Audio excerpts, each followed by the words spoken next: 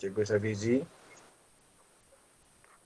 yang dimuliakan sahabat-sahabat guru, pencetus kelas kita, Puan Maimun. Mudah-mudahan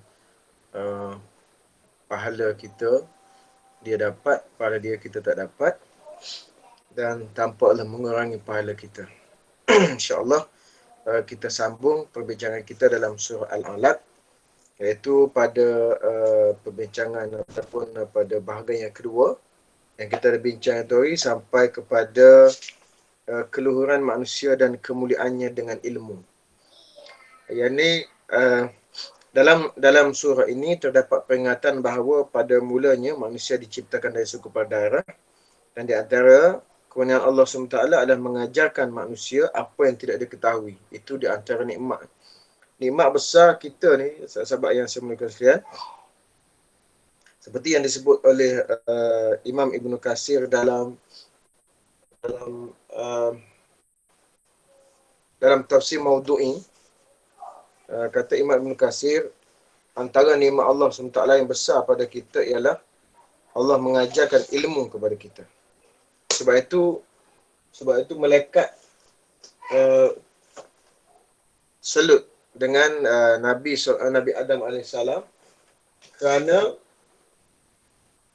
Nabi Adam AS diajarkan ilmu oleh Allah SWT. Wa 'allama Adam al-asma'a kullaha summa 'aradahum 'alal malaikah.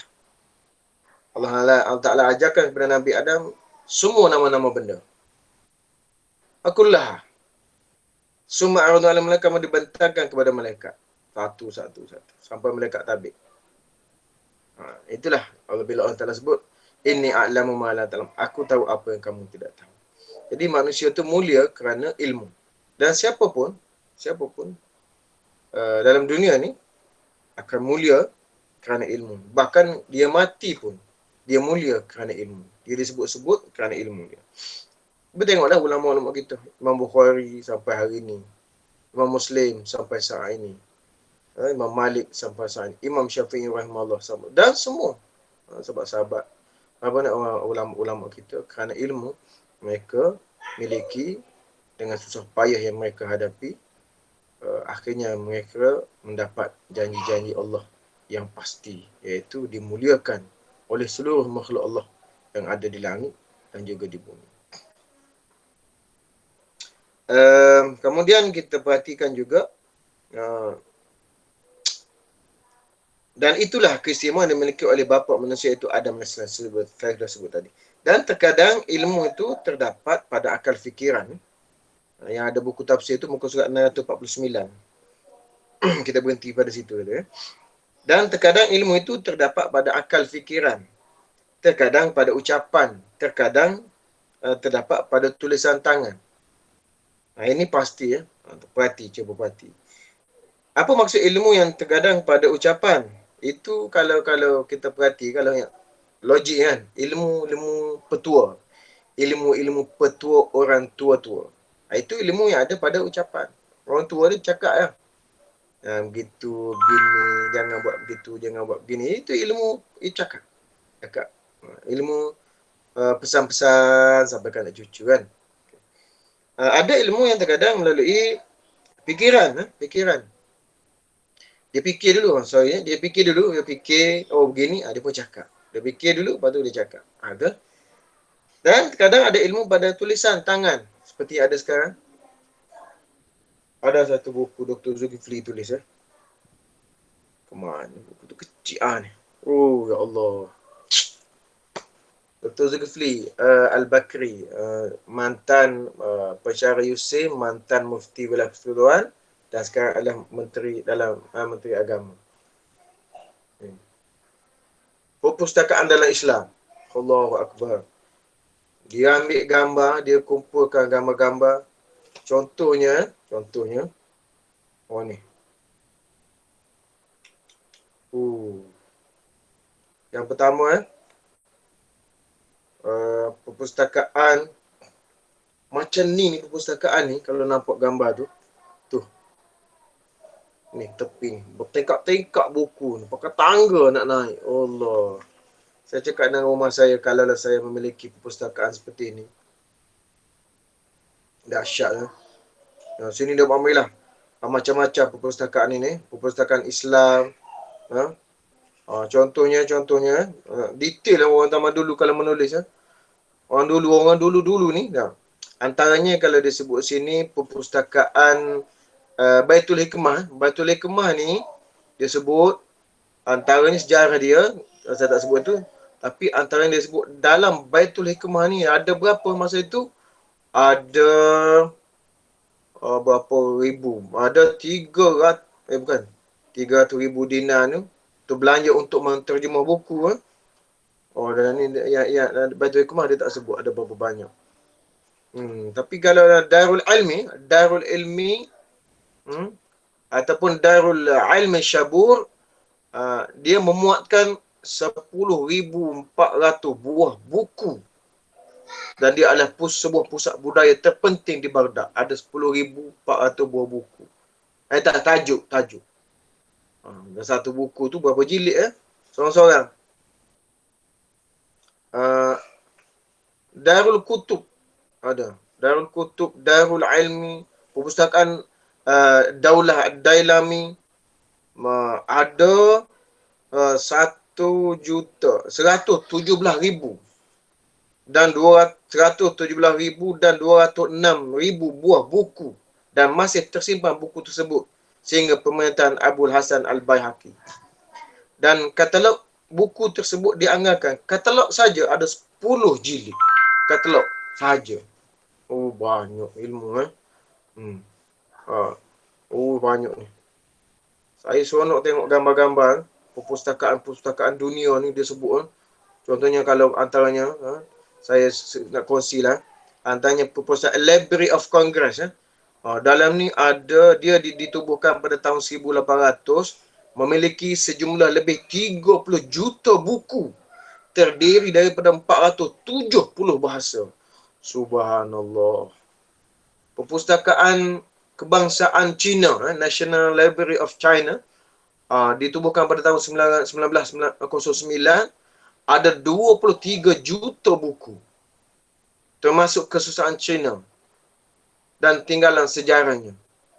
Macam-macam. Dan ada 115 buah bahasa. Terdiri daripada 115 bahasa. Banyak macam-macam ni. Macam-macam. Kesimpulannya di situ, dia dengan tulisan, iaitu dengan tulisan dia akan mengumpulkan ilmu.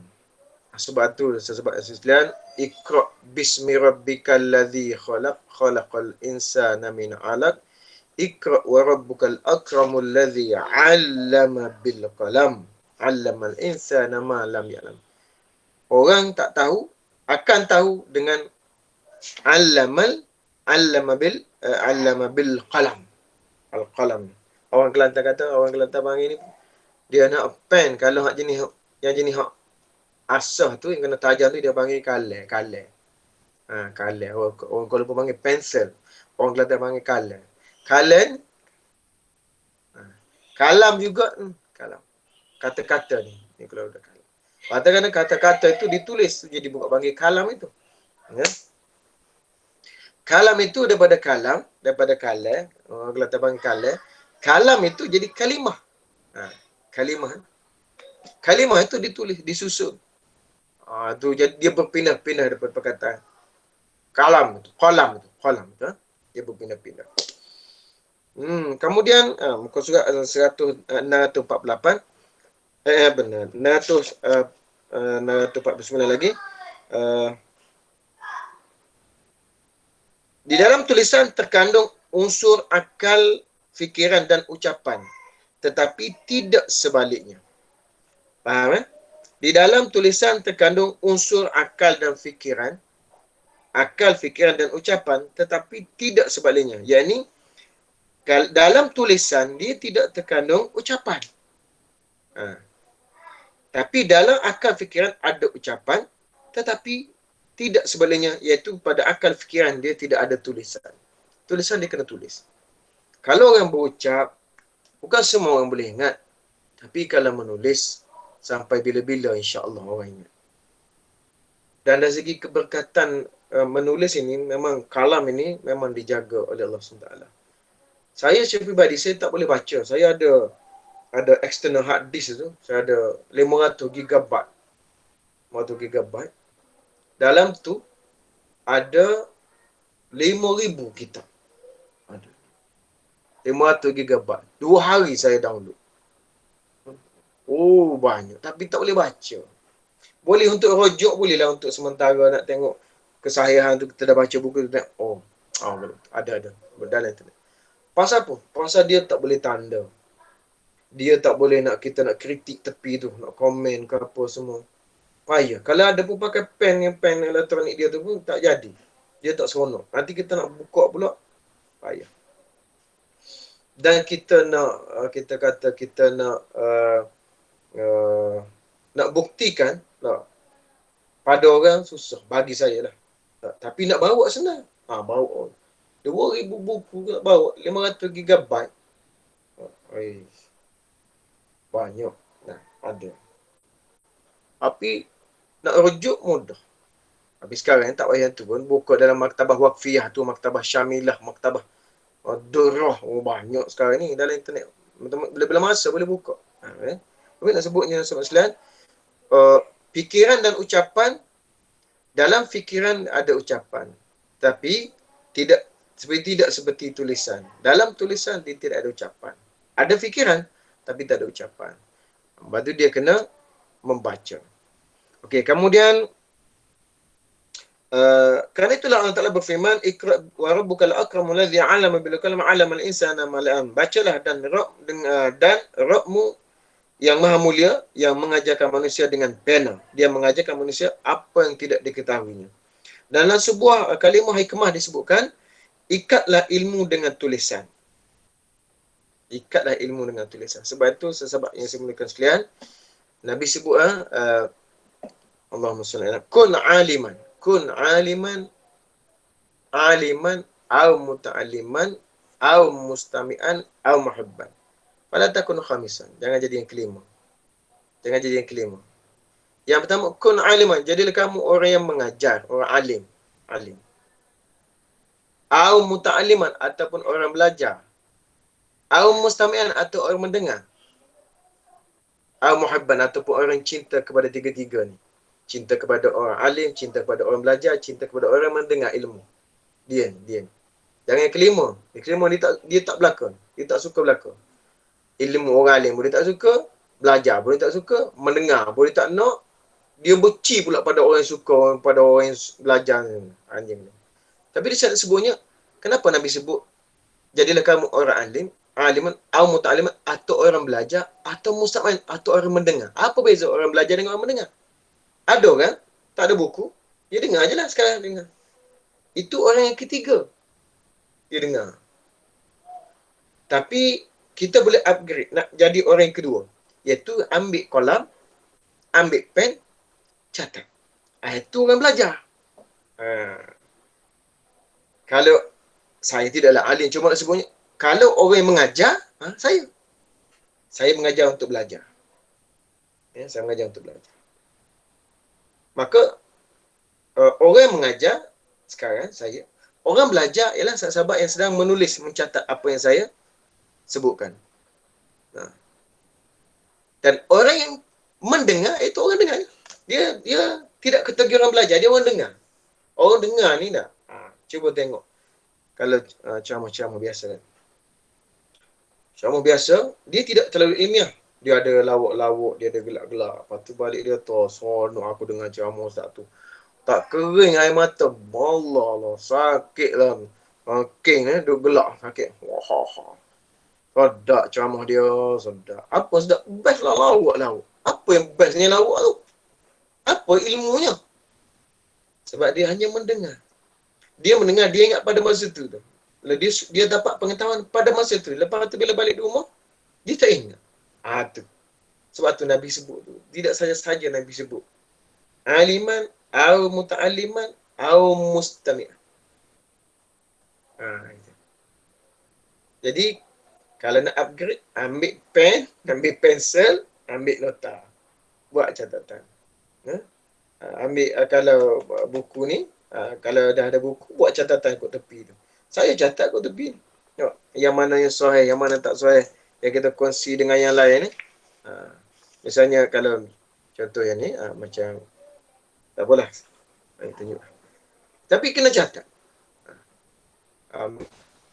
Contohlah, saya baca, saya tengah baca buku ni. Banyak masalah buku ni. Buku ni, saya catat tu. Dia, apa nama ni, dia tidak sahih. Saya, nanti kalau anak-anak saya baca nanti kan, senang lah. Dia nak refer. Contohnya macam ni, kita baca, kita catat lah. Oh ni tak sahih, ini tak sahih. Yang ni sahih. Kita pasal kita ada check yang lain. Sebab tu dia lain kalau orang mengajar, lain. Orang belajar, lain. Orang mendengar, lain. Wallahualam. Jadi siapa yang nak mengikat ilmu, dia mesti ikat dengan tulisan. Ikat dengan tulisan. Dan ada juga kalimah hikmah yang menyebutkan, siapa yang mengamalkan ilmu yang dia ketahui, maka Allah akan mewariskan kepadanya ilmu yang belum dia ketahui. Contoh paling mudah lah. Kalau sebagai, apa nama, dalam bentuk teknik dalam bentuk apa kita panggil? Bentuk kerja ni, dalam bentuk kerja ni kan. Banyak orang bila buat kerja, satu kerja, dia akan, contoh komputer kan, bila dia explore satu-satu perisian, dia akan dapat yang baru. Begini rupanya. Macam ni kan, macam semalam. Saya macam Z, saya kat mengelapan, bila Z hantar yang baru ni, saya kata, kat mana kita nak baca dia untuk tanya soalan. Tak? Malah rupanya ada titik 3 kat bawah tu, dia ada in-call message tu. Rupanya baca kat situ rupanya. Sebelum ni, bukan kat situ. Sebelum kita klik sebelah kiri, sebelah kanan.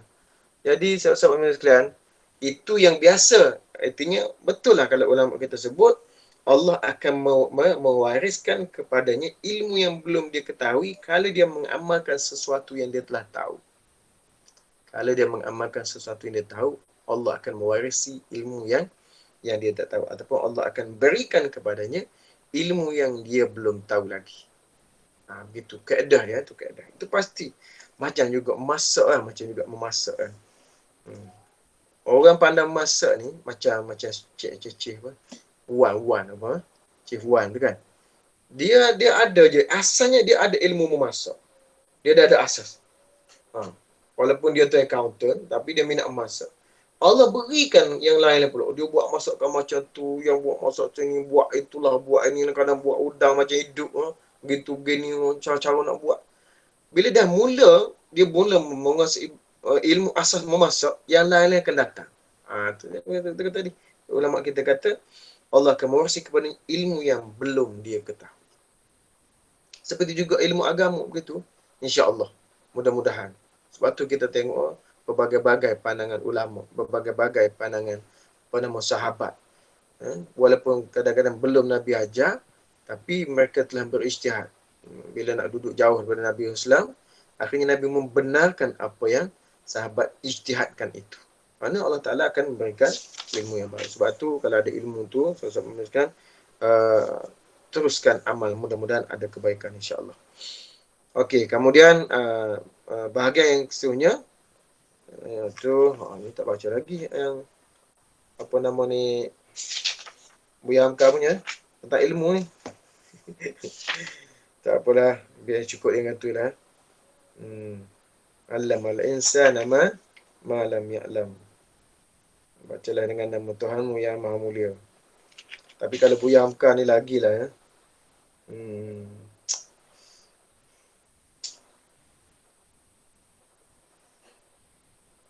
Kata Buya Hamka, dia nukilkan daripada kitab tafsir yang lain, al-ilmu saydun wal kitabatu qayduhu.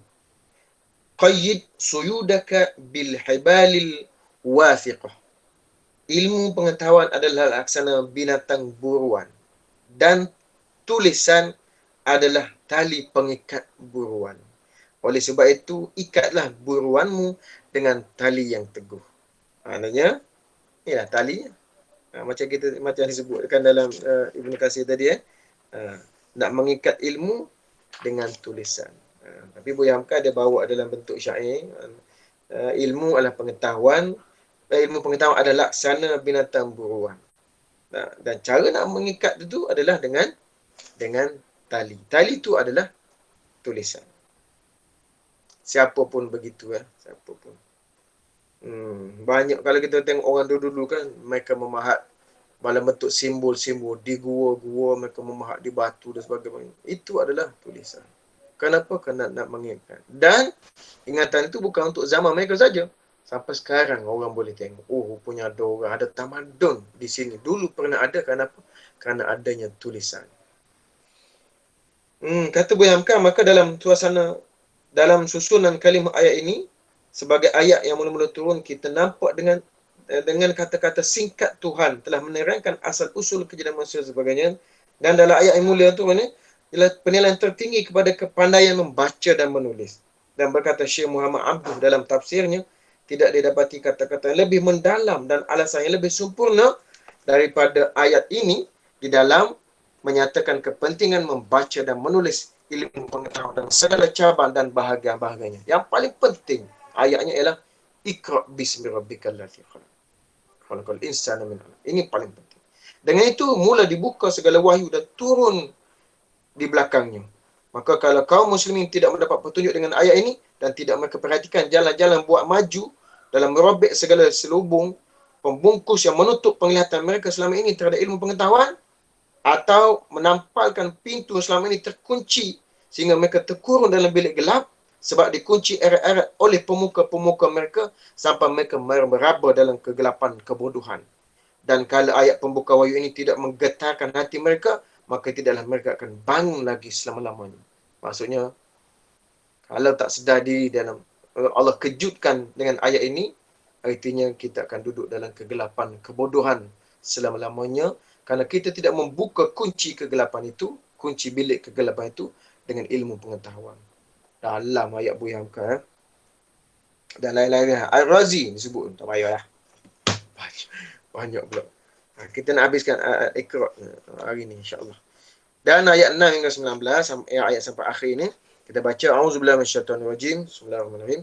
Kalla innal insana la yatgha ar-ra'ahu istaghna inna ila rabbika ar-ruj'a أرأيت الذي ينهى عبدا إذا صلى أرأيت إن كان على الهدى أو أمر بالتقوى أرأيت إن كذب وتولى ألم يعلم بأن الله يرى كلا لئن لم ينته لنسفعا بالناصية ناصية كاذبة خاطئة فليدع ناديه سندع الزبانية كلا لا تطعه واسجد واقترب.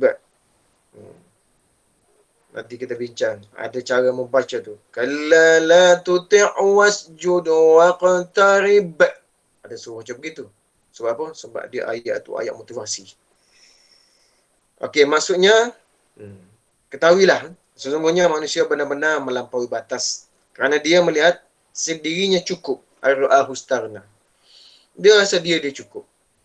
Sesungguhnya hanya kepada Tuhanmu lah, kepada Rabbmu lah kamu akan kembali. Ar-ra'aita alladhi yanha, bagaimana pandanganmu tentang orang yang melarang tu, yang Abu Jahal lah. Dan umumnya ayat ini untuk semua, tapi ayat ini turun sebab Abu Jahal. Dan abdan iza solat, seorang hamba ketika dia mengerjakan solat. Ini melarang seorang hamba ketika solat. Ara'aita in kana al-huda, bagaimana pendapatmu jika orang yang dilarang itu berada dalam kebenaran? Ini Nabi SAW lah. Atau dia terima sini yang melarang. Patutnya dalam tafsir-tafsir lain dia terima yang dilarang. Kalau Buya Hamka dia terjemah satu-satu.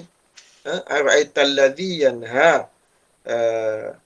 Yakni adakah engkau adakah ra'aita engkau lihat, engkau perhatikan alladhi orang yang melarang, abdan iza salat, seorang hamba solat, ara'aita adakah engkau melihat, in kana jika dia di atas petunjuk, in kana 'alal huda. Sebab tu dan terjemahan ini macam-macam juga. Bukan kena baca satu, kena baca banyak.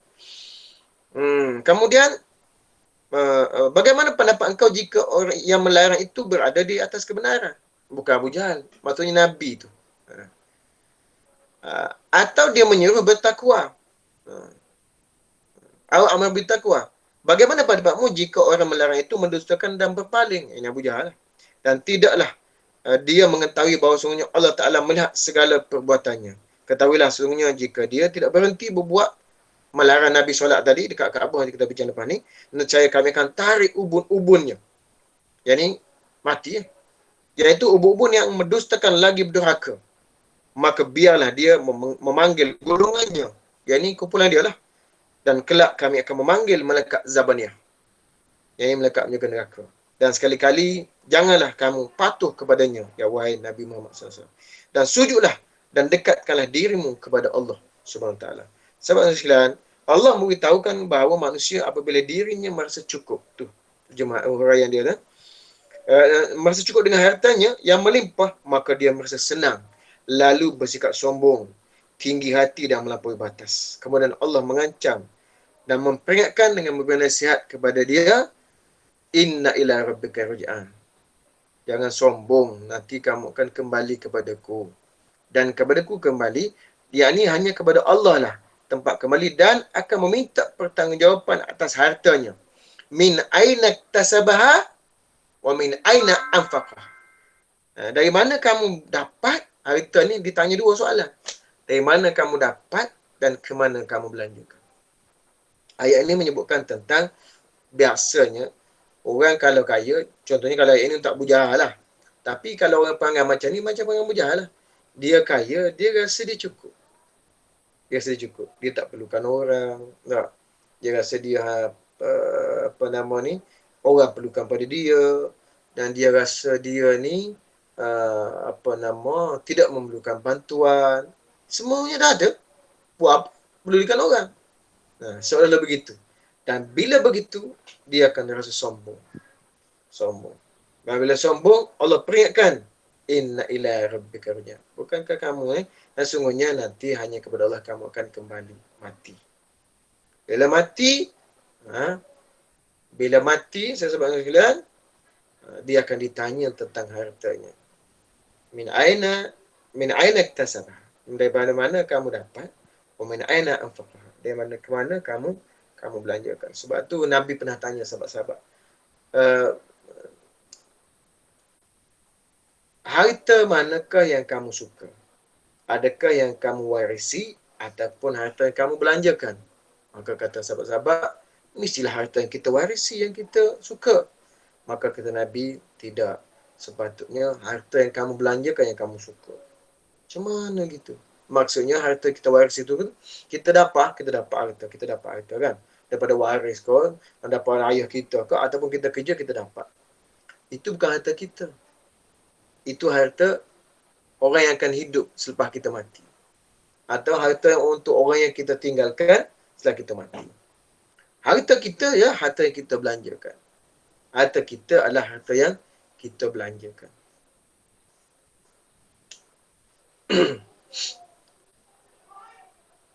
Semalam ada pengalaman manis lah.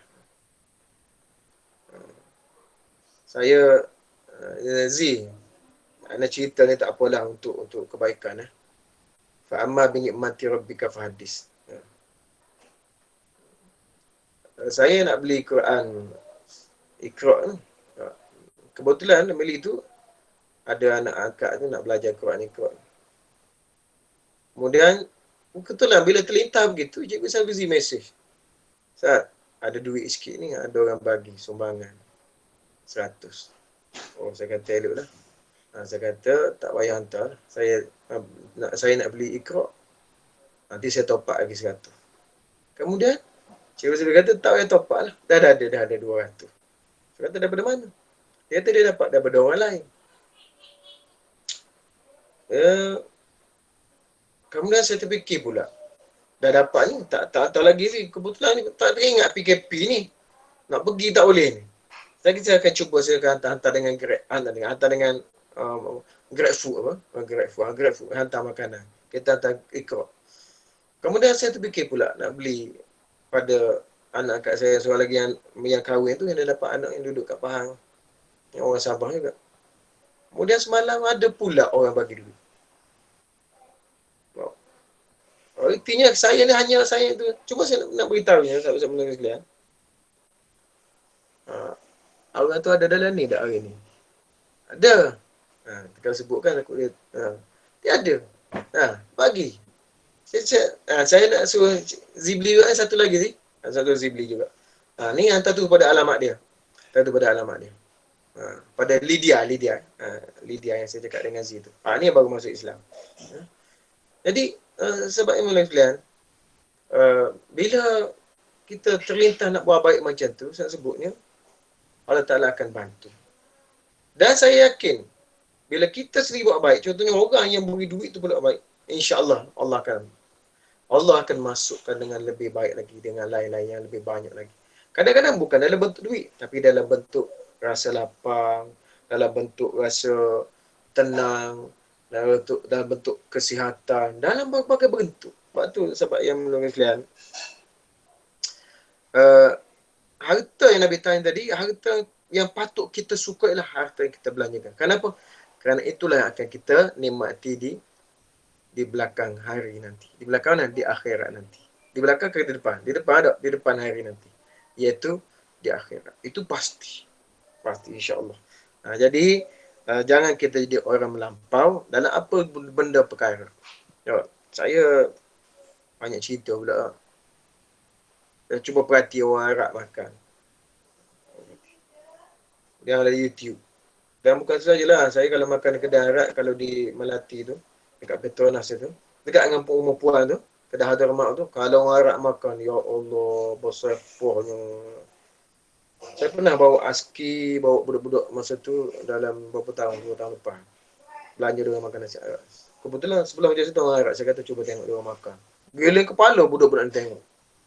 Ya Allah, makan 2, 3, 4 orang makan. Tapi ya Allah, banyak. Lepas tu bersepah, lepas tu banyak dia tinggal. Allahu Akbar. Wallahu alam lah. Itu sampai tak ada sebiji dalam pinggang.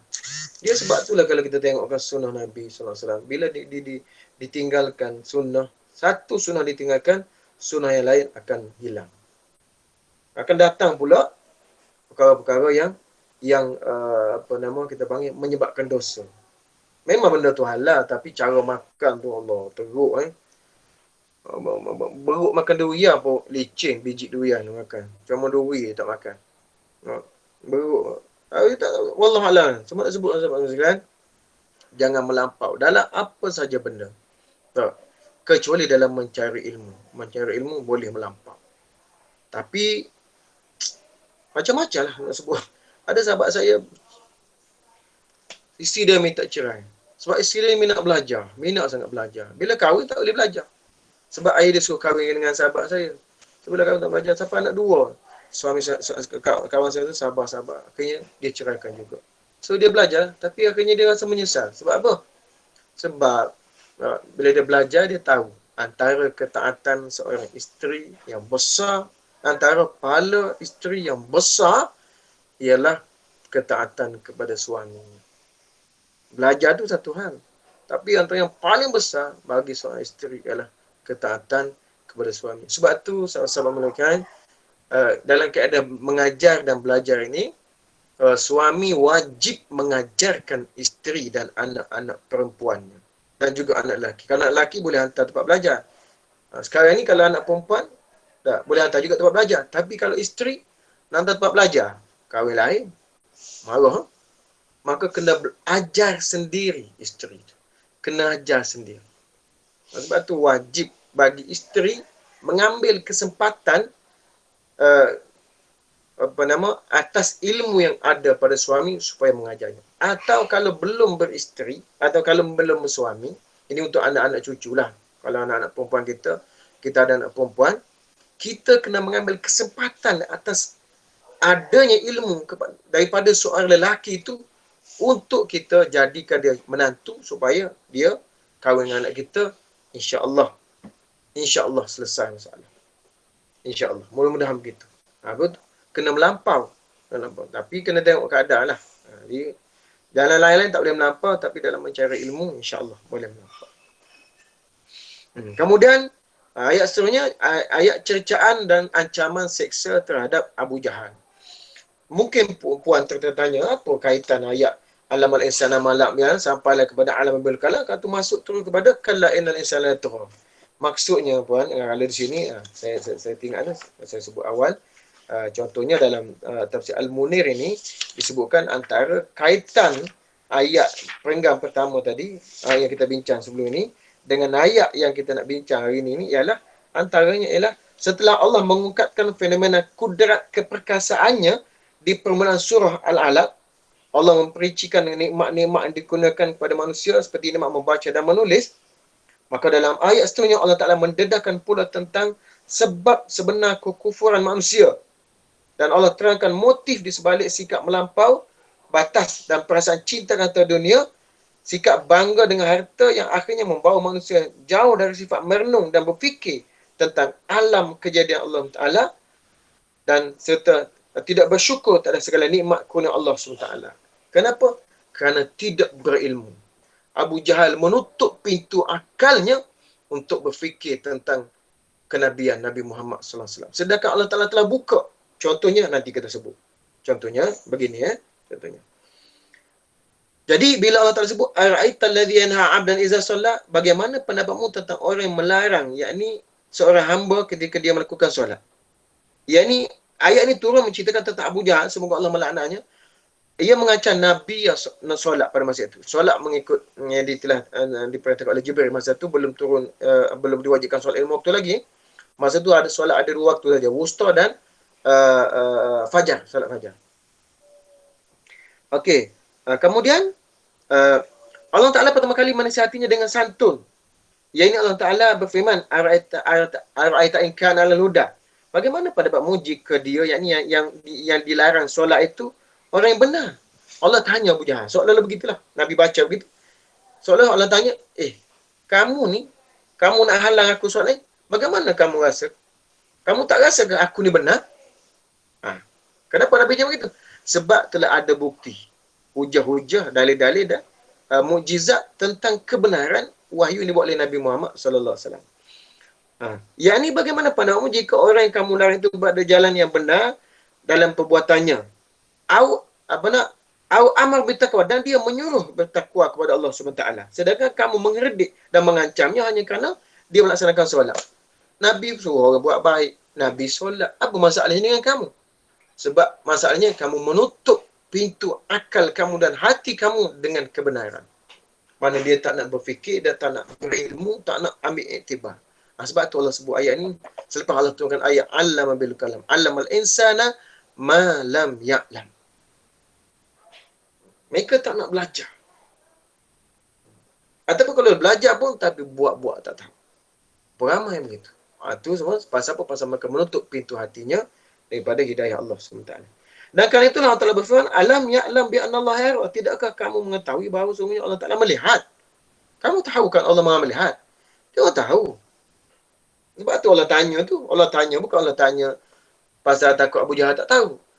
Allah tanya soalan hipokrit. Tanya saja nak menganyi. Kamu tahu kan Allah Maha melihat? Dia tahu. Abu Jahal tahu. Siapa pun tahu. Allah Maha melihat. Yang ni apakah dia melarang orang yang mendapat petunjuk itu tidak mengetahui bahawa Allah Maha melihat perbuatannya dan Maha mendengar ucapannya? Allah membalas perbuatan itu dengan balasan yang paling sempurna. Apa balasannya? Kemudian Allah berfirman dengan mengancam dan menakut-nakutkannya. Abu Jahal dan orang-orang sepertinya. Kalla la illam yantai lanas. Kalla la illam yantai. Sekali-kali tidak sesungguhnya. Jika dia tidak berhenti daripada menghalang Nabi solat, anasfa'am bin nasyah. Nescaya kami akan cabut ubur-uburnya ke dalam neraka. Kami akan tarik ubur-uburnya, yakni masuk ke dalam neraka. Yakni benar-benar akan menacapnya dengan warna hitam di hari akhirat nanti. Itu masalahnya. Sebenarnya di akhirat, bukan di dunia.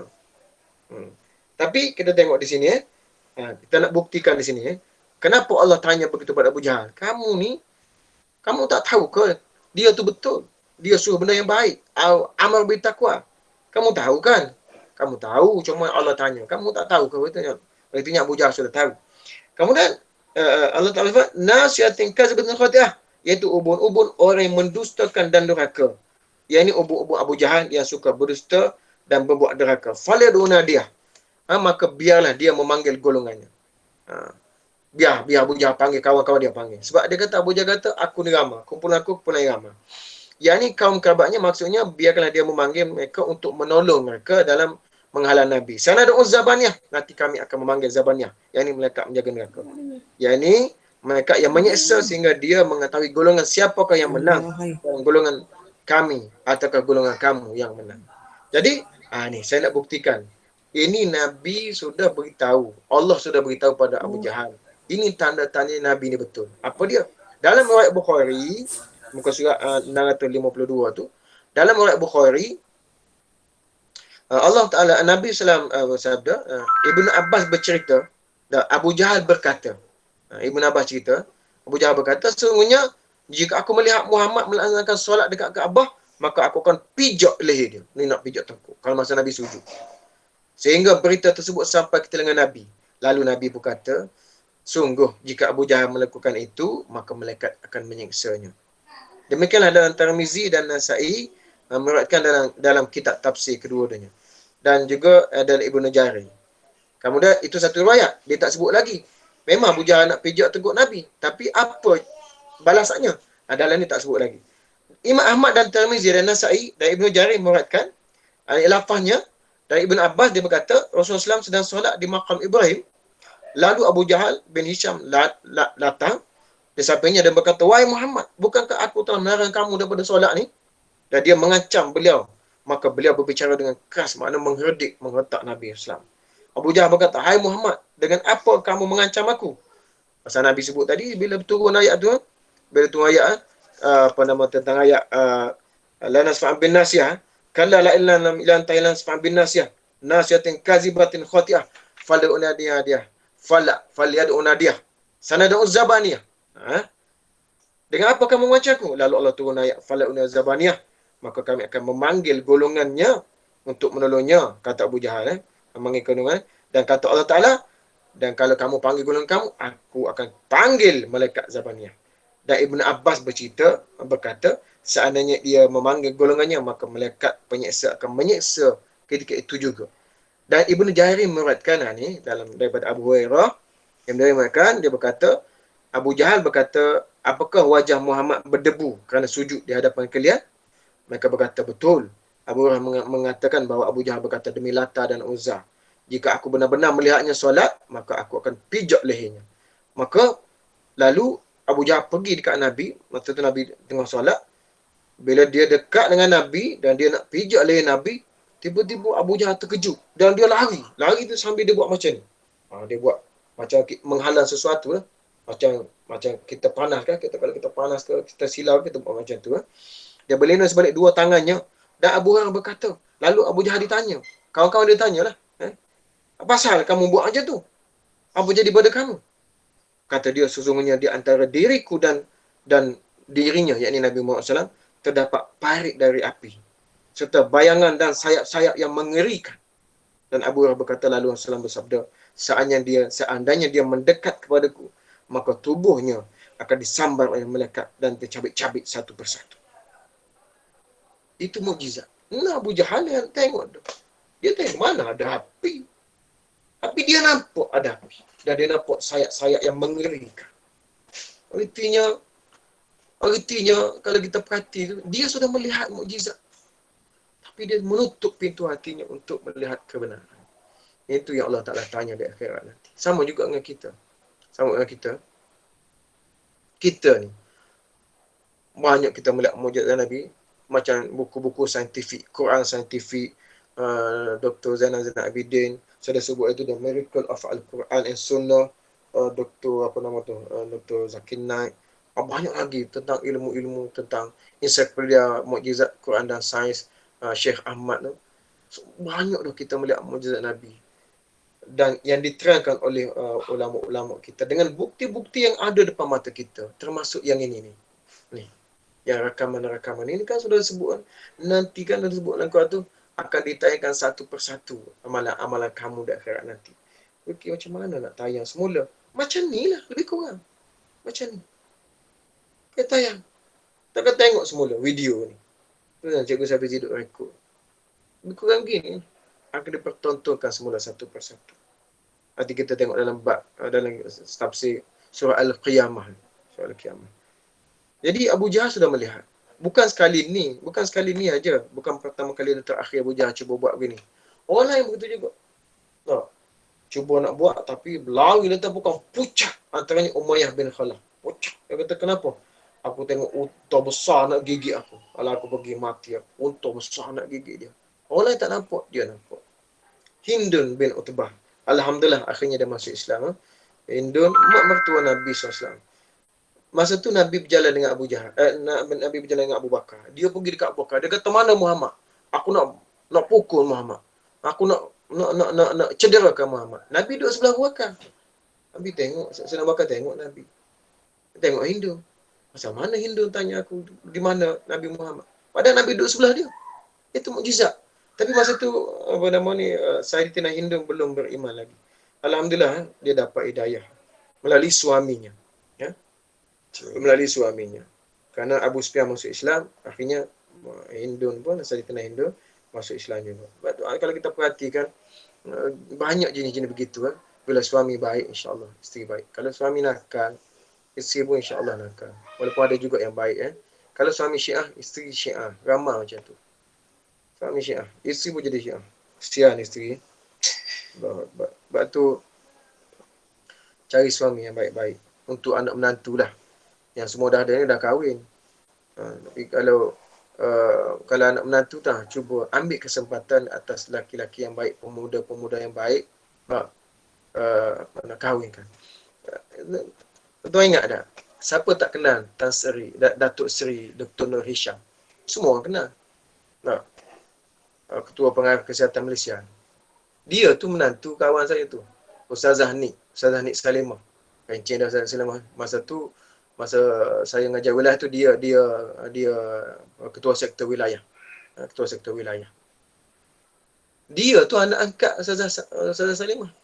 Anak angkat. Tapi kena bijak, dia kahwinkan dengan anak dia. Jadi sekarang jadi menantu dia. Saya cadangkan sahabat yang dimuliakan. Pergilah cari anak-anak yatim. Yang pergi rumah anak yatim, tanya penjaga anak yatim tu, mana budak yang bijak-bijak. Bijak, okey. Tak payah ambil bela kat rumah. Saya tanggung dia belajar sehingga dia berjaya. Kita boleh tengok kan, dia punya result peperiksaan Kuala Rendah, menengah.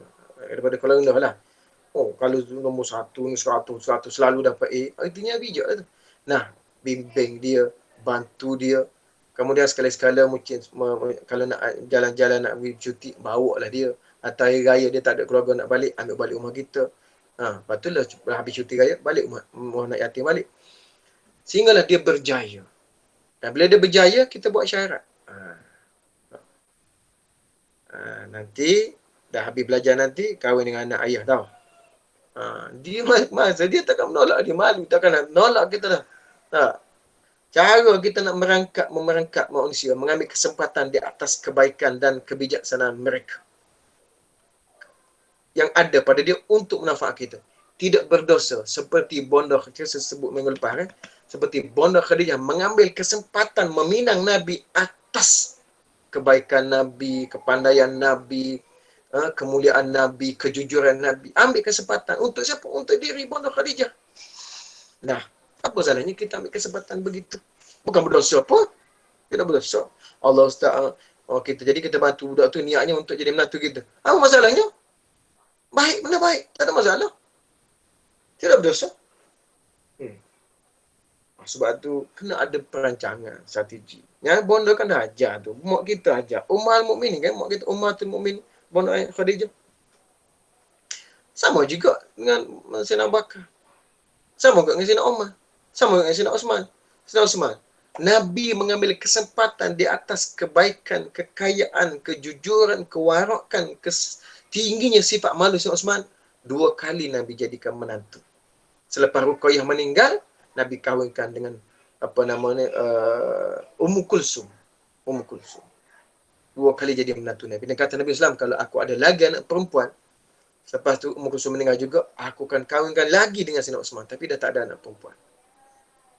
Kenapa? Kena baik. Ambil kesempatan lah. Itu. Macam juga kita dengan orang-orang alim. Ambil kesempatan. Saya suka sangat kalau duduk sembang-sembang, kalau boleh duduk dekat.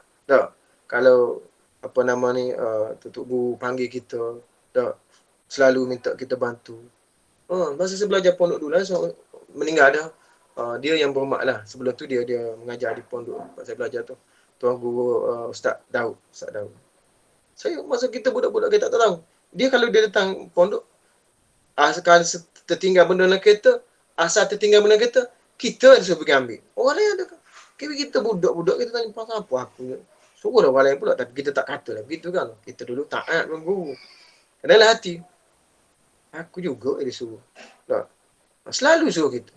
Rupanya ada makna tu. Ada makna. Sama juga kalau guru pondok. Macam pondok Pasir Tumbuh. Semua tu menantu. Macam Ayah Z, Ayah Tuan Guru Haji Hashim, Tuan Guru Haji Abdul Aziz dah meninggal. Yang last kali meninggal Haji Hashim. Tuan Guru Haji Mustafa. Haji Aziz, Haji Mustafa. Semua tu menantu. Tok Guru ni tengok anak murid hebat, dapat gaji bersungguh. Dia buat menantu. Bila dia meninggal, dia lah ganti pula tempat untuk mengajar. Strategi kena ada. Kemudian, habis itu. Dan banyak lagi kalau saya nak sebut tentang bagaimana Allah Ta'ala buktikan kepada orang kafir ni bila nak ganggu ibadat Nabi. Banyak. Dan sebenarnya, pukul 10 dah. Hiburan untuk Nabi SAW itu Allah berfirman, Kalla la tuti' sekali-kali tidak. Janganlah. Kamu patuh kepada mereka. Yang ni wahai Muhammad. Tak baca lagi sini. Yang Buya Hamka punya ni. Sebelum tu saya nak baca yang Buya Hamka tulis. Sedap juga dia tulis. Inna ila rabbika yarji'un tadi. Awal-awal lagi. Tinggal. Inna ila rabbika yarji'un. Buya Hamka tulis apa? Kata Buya Hamka, dia menukilkan kata-kata Abu Sa'ud. Kata dia apa? Bahawa kerana hidup merasa kaya dan berkecukupan, orang melampaui batas-batas yang patut dijaga.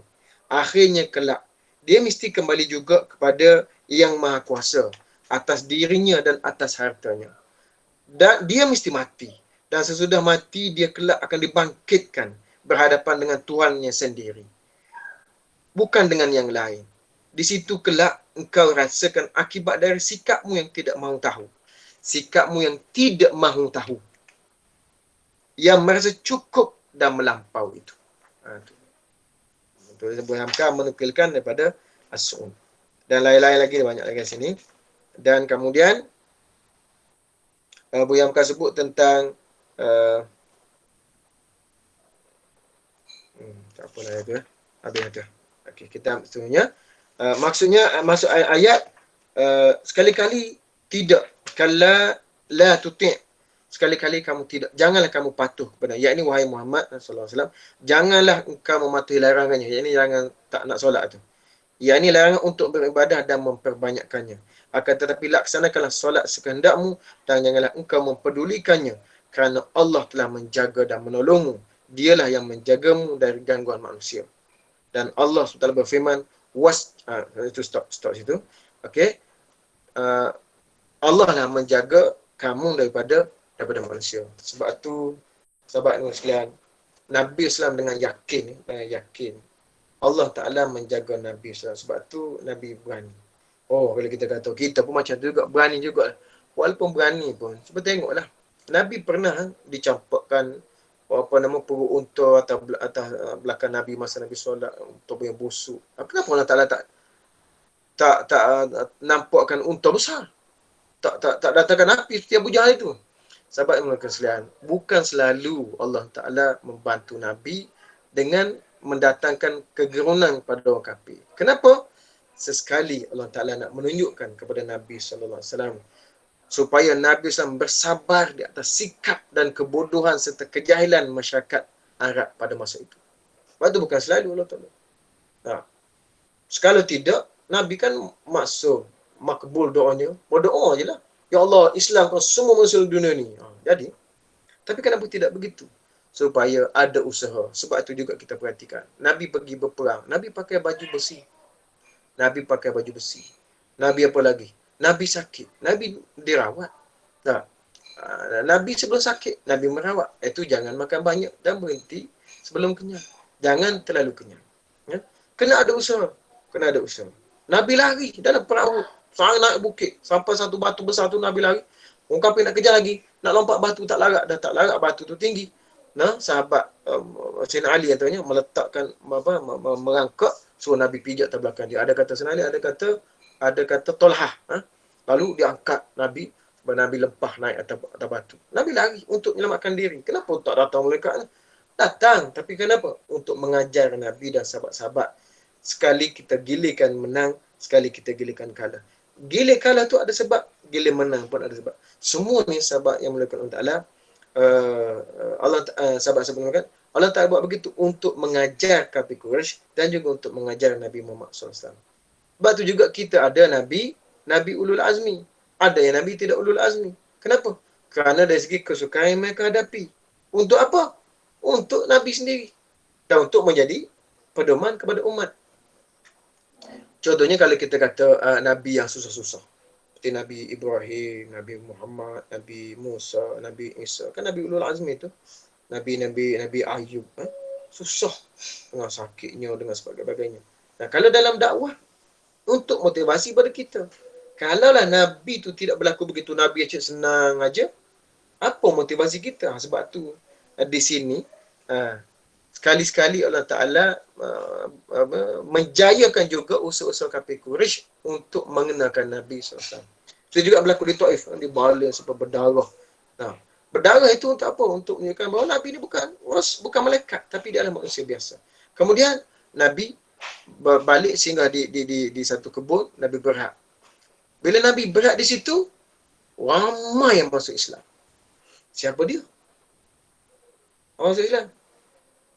Yang masuk Islam yang seorang tu, yang penjaga kebun tu, yang Nasrani, bila Nabi baca bismillah, dia kata, kenapa kamu sebut begitu? Siapa ajak Nabi sebut? Panjang cerita tu.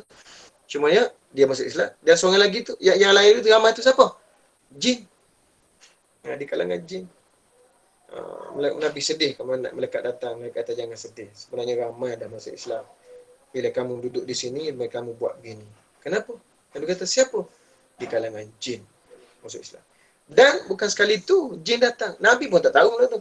Dan dalam riwayat lain, Nabi pergi pada pasir. Nabi suruh sahabat berhenti. Kamu jangan datang lebih kawasan ni. Aku nak pergi ke kawasan jin. Nabi pergi untuk berdakwah. Dia ada kawasan-kawasan dia. Ada.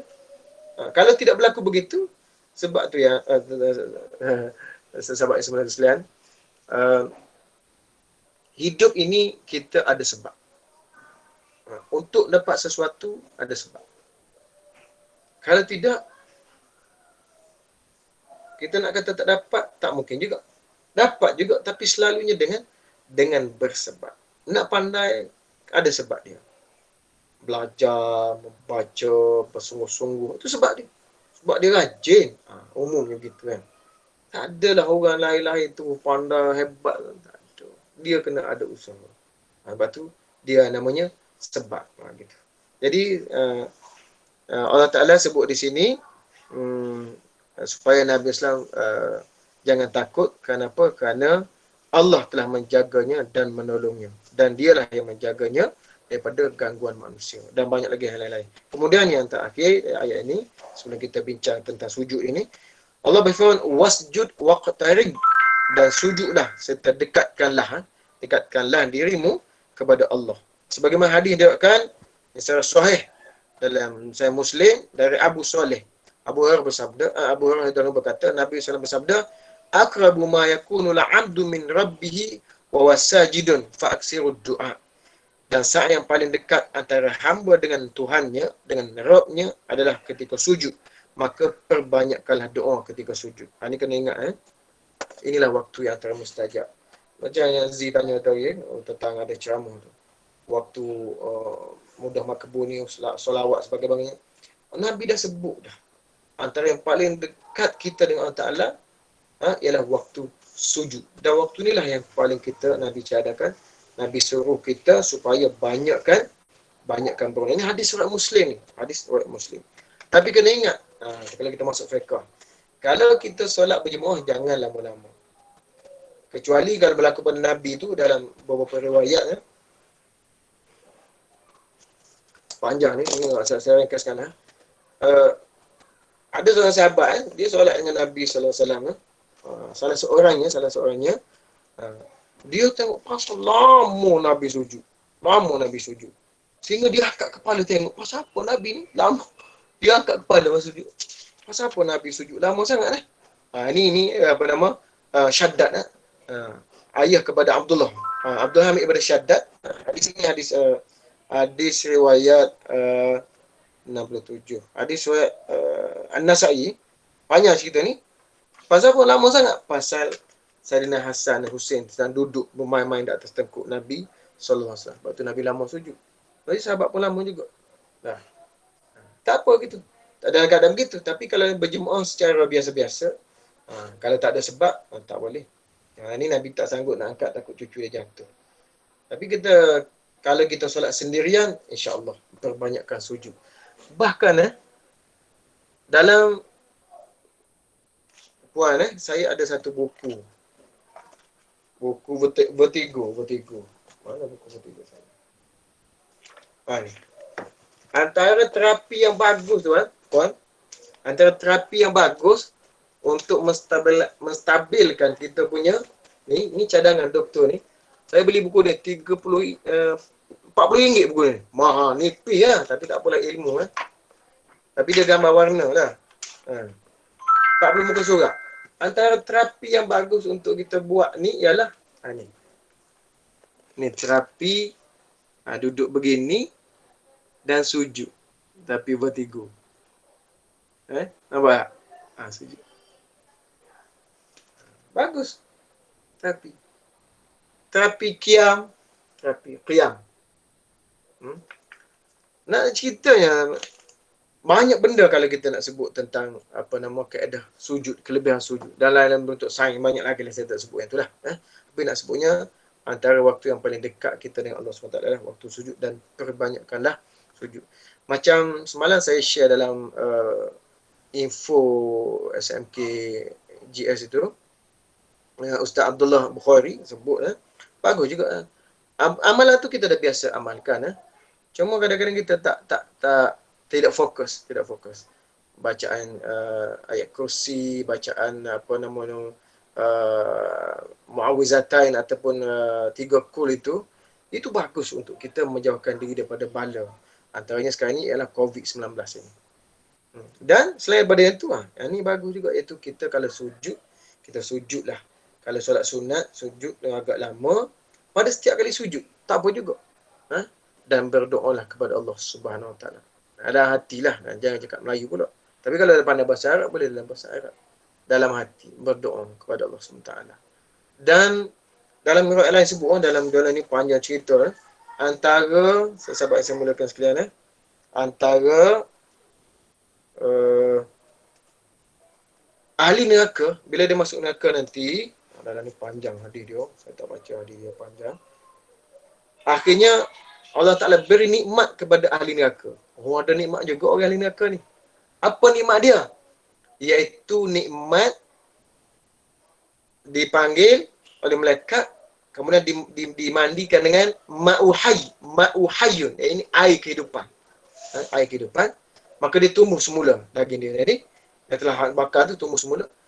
Dan banyak-banyak daging dia tu ada satu tempat yang di badan dia ni tidak dimakan api neraka. Ada satu tempat di badan ni tidak dijilat api neraka. Apa dia tu? Ni.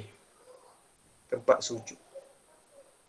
Kalau dia pernah sujud kepada Allah Ta'ala, walaupun dia berdosa, tadi masuk neraka sebab dosa itu, tadi dia bakar neraka, tapi tempat sujud ni api neraka tidak makan. Tidak makan. Dan akhirnya orang ni dapat nikmat, dipanggil oleh malaikat keluar, neraka. Kemudian dimandikan dengan ma'u hayyun. Kemudian diletakkan di situ. Kemudian dia minta, ya Allah, janganlah letakkan saya di sini. Saya tak sanggup tengok neraka. Kalau kita tak lalu lah. Palingkanlah saya, ya Allah. Allah berkata, nanti kalau aku palingkan, kamu minta lain pula. Dia kata, tidak. Panjang hadis dia, saya ringkaskan. Kemudian, Allah pun palingkan dia. Tengok dia, paling tengok ada syurga. Ya Allah. Cantiknya. Tengok jauh-jauh aku tu, tengok jauh. Ya Allah, dekatkanlah aku. Janganlah kamu seksa aku begini. Allah kata tadi, kamu kata tak nak dah. Ini nak pula. Allah tahu dah. Saja nak mempermain-mainkan perasaan orang yang berdosa. Nah, dulu tak nak sangat syurga. Ni Allah permain-mainkan. Ya Allah, janganlah kamu hina aku begini, kata dia. Allah pun dekatkan. Dia dekat, dia tengok dalam syurga tu. Dia tengok, dia keluar. Syurga ni macam transparent lah. Transparent. Ya. Pasal kita boleh lihat. Orang luar boleh tengok orang dalam boleh lihat orang di luar. Gitu, syurga. Sekarang ni orang luar rumah gitu belaka. Tak, rumah cermin. Supaya orang boleh tengok apa dalam rumah dia boleh tengok apa orang daripada luar. Jadi, bila dia dekat tu, dia kata, ya Allah, lama tu, ya Allah, masukkanlah aku dalam syurga, ya Allah. Allah kata tadi, kamu kata tak nak. Nak pula. Macam-macam minta. Tadi kata tak nak dah. Masuklah, janganlah kamu jadikan aku hina. Akhirnya Allah masukkan dalam syurga. Dan dalam syurga tu, untuk orang yang macam ni, Allah Ta'ala sebut, saya ringkas. Namun bila sampai ke syurga, dia melihatnya, kemudian dia tertawa. Allah tertawa lalu mengizinkannya masuk syurga. Kemudian Allah berfirman, berangan-anganlah kamu. Kemudian dia pun berangan-angan. Sehingga angan-angan yang paling ujung. Tak tahulah angan-angan macam mana. Dan Allah SWT tambah lagi angan-anganku. Tambahlah angan-anganku begini dan begini. Lalu Tuhannya selalu mengingatkannya tentang angan-angannya. Hingga angan-angannya berakhir. Kemudian Allah Ta'ala berkata, bagimu seperti angan-anganmu itu dan yang semisal dengannya. Artinya, bagi orang yang berdosa begitu, kebahagiaan dalam syurga itu seperti apa yang dia angan-angankan. Itulah, dia dapat. Dan kata Abu Sa'id Al-Khudri berkata bahawa Rasulullah SAW bersabda, Allah Ta'ala berfirman, sesungguhnya bagimu seperti angan-anganmu itu 10 kali lipat. Maksudnya gini, manakala kita khayal benda cantik, begini. Di syurga, benda kita khayal cantik itu 10 kali lebih cantik. Bagi orang ni, orang yang berdosa. Hak kita, hak masuk awal-awal ni, mudah-mudahan begitu, amin. Lebih lagi lah. Ini orang ni cerita lah, orang lama masuk ni. Orang tinggal kereta api. Dan Abu Hurairah berkata, Abu Sa'id berkata, sesungguhnya aku mendengar Rasulullah bersabda, sesungguhnya bagimu seperti angan-angan itu 10 kali lipat. Agak banyaklah riwayat begitu. Dan sebut sahabat mereka sekalian, dalam neraka tu, walaupun sepanah-panah api neraka tu, dia tak makan anggota sujud. Sebab tu sahabat ini melakukan banyakkanlah bersujud pada Allah SWT. Banyakkan bersujud. Kalau orang lelaki tu banyakkan solat sunat. Juga orang perempuan lah. Tapi kalau waktu tak boleh solat, tak boleh solat lah. Tapi kalau suami solat sunat apapun. Contohnya kalau isteri uzur tak boleh bangun untuk qiyam, kejutkan suami bangun qiyam. Suami bangun qiyam, isteri dapat pahala qiyam. Ini aku cemburu. Dia tak ada solat, tapi dia kata, bang, dah masuk zuhur ni, pergi solat. Dia juga dapat pahala solat berjemaah. Kita pergi solat tengah panas, jalan. Lepas pula jadi tu imam. Balik-balik dia dapat pahala juga. Macam mana tak rasa untung yang jadi seorang wanita. Saya pernah baca ada satu buku. Dia kata, kalau lah aku diberi pilihan, aku ingin menjadi wanita. Mungkin sebab ni aku. Sebab apa? Sebab terlalu banyak bonus ataupun ganjaran yang diberikan oleh Allah Ta'ala tidak sesuai dengan ibadat yang dilakukan. Waktu orang perempuan ta'alah kepada Allah dan ta'alah kepada Rasul dan patuhlah kepada suamimu selagi mana dia mengarah kepada benda-benda yang taat kepada Allah SWT. Dan yang terakhir dan setelah disebutkan juga bahawa Nabi SAW bersujud ketika membaca surah Al-Alaq dan juga surah Iza Sama'un Syaqqat. Akhir sekali kan, Iza Sama'un Syaqqat tu pada sujud, dan juga surah Al-Alaq. Sujudlah bila kita baca ayat ini. Kenapa? Kerana kalau kita baca ini, kalau kita tak sujud, syaitan akan gembira. Tapi kalau kita sujud, dia akan menangis. Kenapa? Kerana dia kata hamba Allah ni sujud kepada Allah bila baca ayat sujud ini. Dan demikianlah akhir tafsir surah Al-Iqra, dan hanya milik Allah lah segala puji dan anugerah. Dan hanya kepadanya lah meminta pertolongan dan perlindungan. Sikit lagi kita sambung tentang apa yang disebutkan oleh apa nama ni, Buya Hamka. Di sini disebutkan, Buya Hamka sebut Imam Syafi'i menganjurkan apabila kita membaca surah tilawah Al-Quran ini sampai kepada akhir surah ini, wasjud waqtarib, supaya kita sujud. Dan kata guruku, kata Imam Buya Hamka, Ahmad Sultan Mansur. Ahmad Sultan Mansur ni, kalau tak saya, abai pa Buya Hamka ni, abai pa dia. Ya. Dia kata dia memberi ingat waktu kami menafsirkan surah ini, bahawa cara membacanya pun lain dari yang lain. Membacanya tidak boleh baca biasa, hendaklah membaca dengan semangat. Wasjud waqtarib. Yang ini sebagaimana beliau pun tidak suka kalau orang membaca iqamah. Sama juga kalau nak kamak. Jangan kamak tu baca dengan lembek. Kamak tu ni Allah. Naklah kamak itu dibaca dengan kuat. Pasal apa? Kamak ini nak panggil orang solat. Nak menghadap Allah ni macam kita nak berbaring komando. Askar, dia nak panggil apa nama? Yang tukang kondak nak panggil tu. Panggil apa? Ada dia pakai. Baris. Siapa nak bangun? Baris. Siap. Maksudnya kita nak solat ni. Kamak pun macam tu. Sebab tu Tuk Bila tu kena muda. Tuk Bila tu kena suara kuat. Ni gigi pun tak ada. Dah lah semput. Gigil-gigil Parkinson pula. Jadi Tuk Bila azam pun daripada A sampai Z sama je bunyi. Baik tak payah.